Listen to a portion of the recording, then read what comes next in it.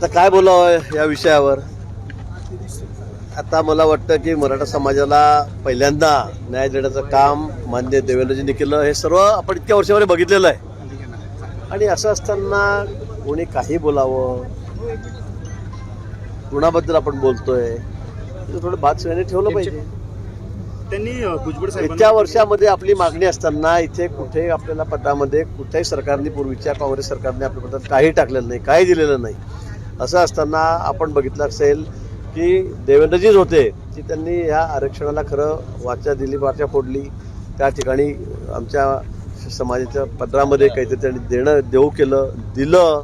दुर्दैवाने ते कोर्टामध्ये टिकलं नाही. हा भाग वेगळा आहे. विधानसभेमध्ये सुद्धा बिल पारित झालं, सगळं झालं, पण दुर्दैवाने आमचं सरकार बदललं आणि त्यामुळे ते कोर्टामध्ये टिकवू शकले नाही काँग्रेस सरकार त्यावेळेचं तत्कालीन सरकार.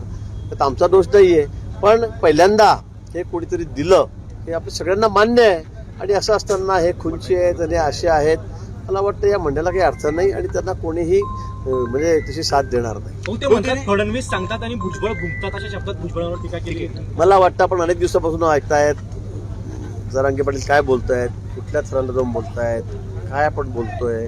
मला वाटतं की आपल्या मागण्या आहेत, ठीक आहे, असू द्या, त्याबद्दल आमचं काही म्हणणं नाही. तर रास्त मार्गाने, योग्य सरचिल मार्गाने आपण मागितल्या पाहिजे. पण हे करत असताना कोणाविषयी काही बोलावं.